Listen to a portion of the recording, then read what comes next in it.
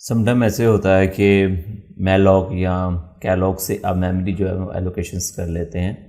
Suppose अगर अब इस प्रोग्राम को देखें, एक ये पॉइंटर बनाया है, अब ये किस चीज़ को पॉइंटर नहीं कर रहा। दूसरी स्टेटमेंट के अंदर इस पॉइंटर को मैलॉक में 3 मेमोरी सेल लेकर दिए हैं और वो जो उनका मेमोरी सेल का साइज़ जो है वो 4 बाइट है, यानी इनके जितना इंटर साइज़ लेता उतना उस मेमोरी सेल का साइज़ है।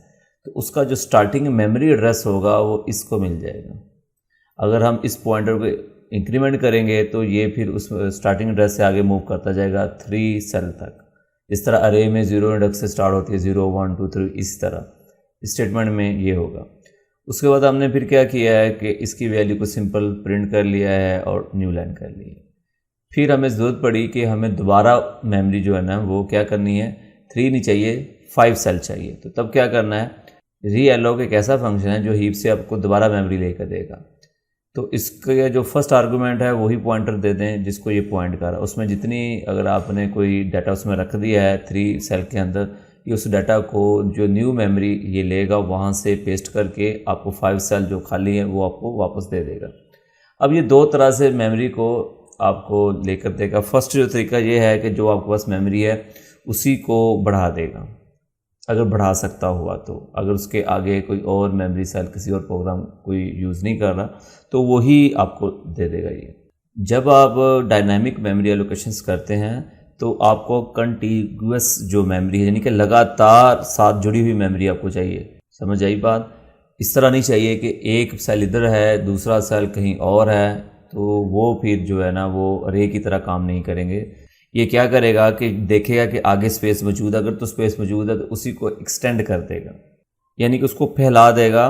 मसलन अब यहाँ इस स्टेटमेंट में मैंने 3 कहा है, स्टेटमेंट में मैंने 5 कहा, 2 मेमोरी सेल और बना देगा। लेकिन अगर इस फंक्शंस को आगे मेमोरी नहीं मिलती, आगे कोई दीवार है यानी कि कोई और प्रोग्राम मेमोरी इस्तेमाल कर रहा है, तो फिर दोबारा ये हीप से मेमोरी लेगा, उसमें 5 सेल बनाएगा और जो आपकी प्रीवियस, अब देखना ये पॉइंटर आर्गूमेंट ले रहा है, जिसको ये पॉइंट करा वहाँ से जितना आपने डाटा सेव किया है मेमोरी सेल के अंदर वो डाटा उठाकर यहाँ पर कॉपी कर देगा। तो फिर आपको फिर दोबारा इसको नया मेमोरी एड्रेस दे देगा ये IPTR को। उसके बाद आप जब अपना काम ख़त्म हो जाए तो मेमोरी को फ्री आपने लाजमी करना है।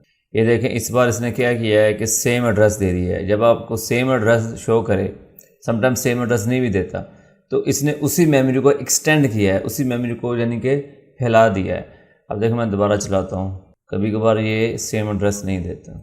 यहाँ पर फिलहाल सेम एड्रेस आ रहा है। अगर सेम नहीं आ रहा तो समझ लें कि इसने हीप से न्यू मेमोरी ली है, उसमें से फिर आपका पुराना डाटा जो है वो कॉपी किया है और जो न्यू मेमोरी है उसका जो स्टार्टिंग एड्रेस है वो इस पॉइंटर को दे दिया है और उसको कास्ट भी आपने किया हुआ है, जो मेमोरी सेल है वो इंट में कास्ट हुए हैं। ये जो फंक्शंस रीएलोक है, इससे अगर हम इसे यूज़ करते हैं तो इसमें एक प्रॉब्लम बन सकती है। वो ये है कि सपोज़ अगर आपने यहाँ पर एक ही पॉइंटर है, तो अगर आपने एक और पॉइंटर बनाया है SPTR के नाम से, कोई भी आप नाम दे सकते हैं, तो अब आप देखें कि यहाँ पर आपने क्या किया है, जो SPTR है इसको एड्रेस दे दिया IPTR। अब देखें इसको दे दिया, लेकिन नीचे जाकर इसको फिर नया एड्रेस मिल गया मेमोरी का। तो ये फिर किसको पॉइंट कर रहा होगा, वो तो फिर मेमोरी गई। जिसको ये पॉइंट कर रहा होगा तो वो मेमोरी कोई और प्रोग्राम इस्तेमाल कर रहा होगा, क्योंकि ये फंक्शन जब मेमोरी आपको लेकर देता है तो वहाँ से कॉपी करके उस मेमोरी को फ्री कर देता है।